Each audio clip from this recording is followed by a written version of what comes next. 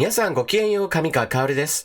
今回取り上げる話題は、日本の外交姿勢にブレがないかというのをチェックしていこうと思います。今なぜそのようなチェックが必要かといえば、12月24日に日韓首脳会談が予定されているからです。日本政府の外交姿勢にブレがあれば、当然のようにして、ムン・ジェイン大統領にこれを非常に悪用される可能性があります。もちろんどのような対応をしたとしても、相手側が自分にとって都合のいい発表をするという可能性は非常に高いものがあります。それだけ日韓の外交というものは非常に難しいのですが、少なくとも前段階から日本側に何か問題があれば、それは大きな災いをもたらすことになります。それでは日本側の姿勢がブレていないかどうかというのを、まずは菅官房長官、そして岸田政調会長の発言から見ていきましょう。ニュースをお聞きください。首脳会談が近づくと菅長官、再び国家間約束を守りなさい。徴用関連で圧力。韓日首脳会談が差し迫っている中、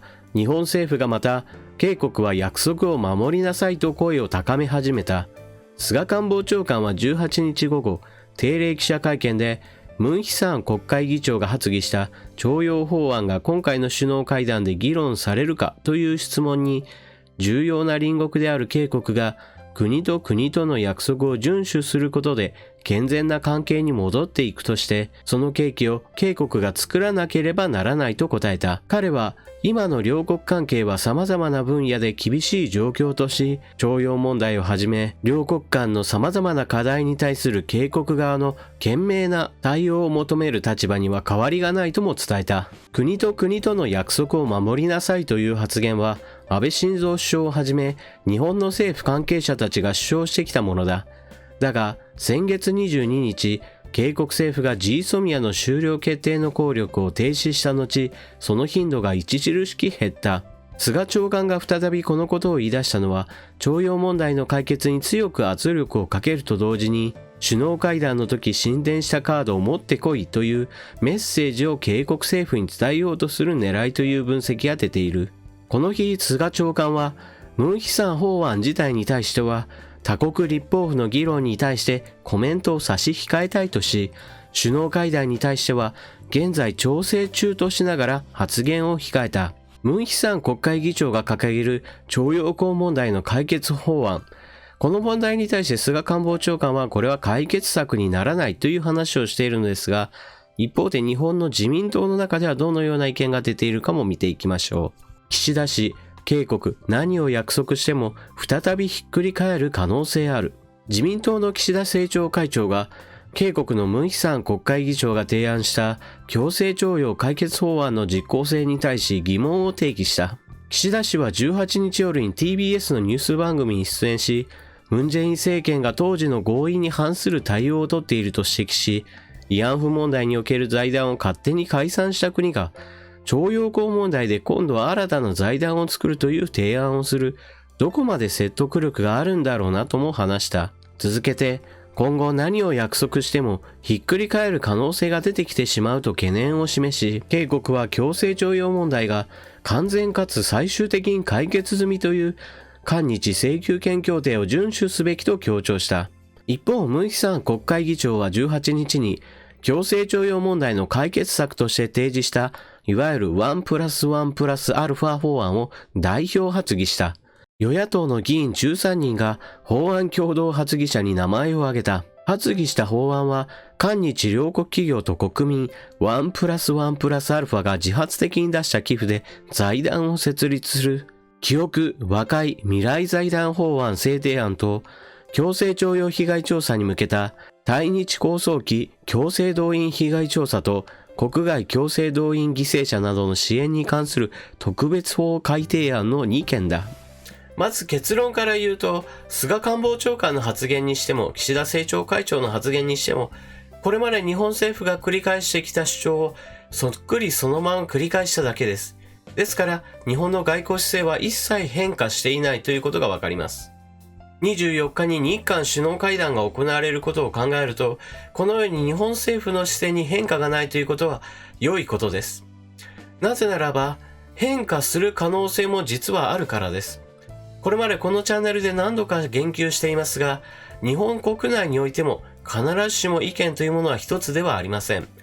例えば自民党の中においては日韓議連の存在を忘れてはいけません。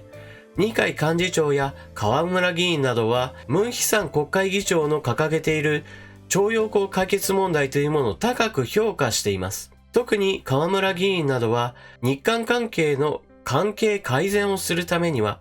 ムン・ヒサン国会議長の案を日本政府は受け入れるべきだという考えを示しており、安倍総理にこの解決案を受け入れるように進言したという報道もありました。河村議員が野党議員であればこのような発言をしたとしても日本政府に一切影響がないということはすぐわかるのですが、残念ながら彼は自民党の議員です。また河村議員の後ろにいる二階幹事長なども同じく自民党の重鎮と言われる人物であり、自民党の中が必ずしも一枚岩ではなく、安倍政権に対して必ずしも 100% の支持を送っているわけではないというのは一つの懸念材料なのです。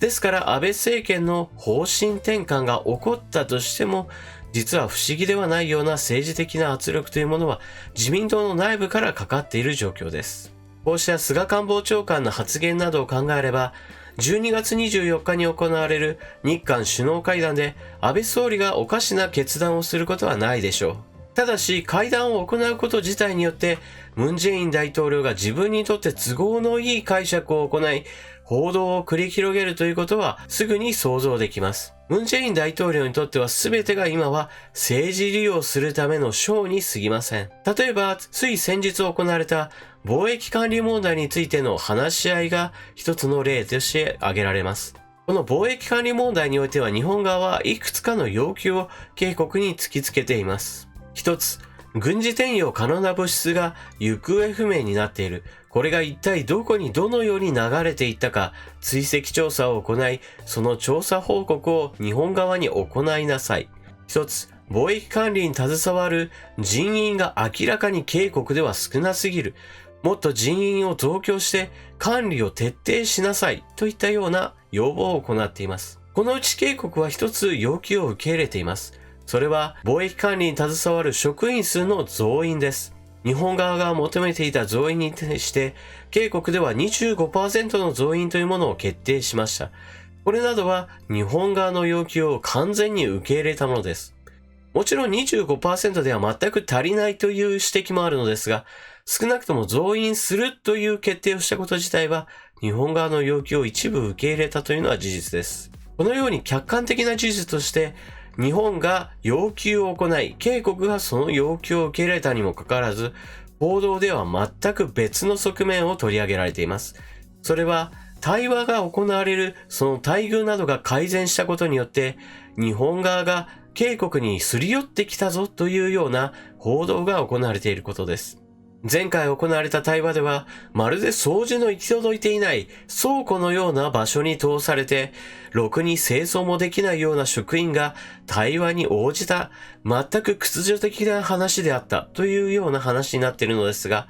今回貿易管理の対話においては、しっかりとした会議室に用意され、また清掃を行った職員が出迎え、しっかりと挨拶なども行っている。これまでに比べれば日本の態度は明らかに変わっている。我々に対する譲歩する気持ちが出てきているのだなという具合にして、あたかも警告の外交が勝利したかのように報じています。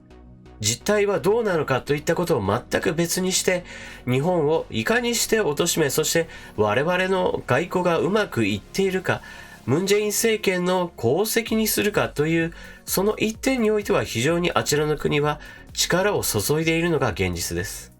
ですから12月24日に置かれる日韓首脳会談においても同じようにしてあちらが政治利用をするための発表をするのは目に見えています。日本側の主張が一切変わっていないのですから、おそらく安倍総理の発言というものもあくまでもこれまで通りの発言というものを全く繰り返すものになるでしょう。そして解決案を示せないムン・ジェイン大統領の全く噛み合わない会話だけが進むことになります。しかし会談が終わった後におそらくムン・ジェイン大統領は勝利宣言のようなものを行うでしょう。それはこれまで日本が全く交渉に応じてきていなかった。しかしようやく日本側が譲歩して我々との交渉に応じるようになった。これこそまさにムン・ジェイン政権の掲げる外交成果であるといったような、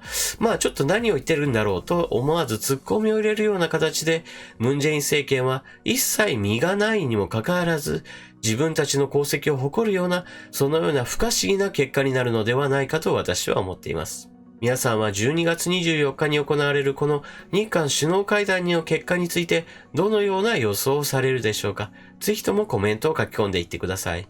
私の言うように一切身がないにもかかわらず、ムン・ジェイン大統領がにこやかに勝利宣言をする意味不明な展開になるのか、それとも安倍首相が奇妙な納得できないような変説を見せて、なぜかあちらの国に譲歩するような形になってしまうのか、一体どのようなことになるのか、予想してみるのも良いと思います。それでは動画を最後までご視聴いただきありがとうございました。チャンネル登録していない方はぜひともチャンネル登録をしていってください。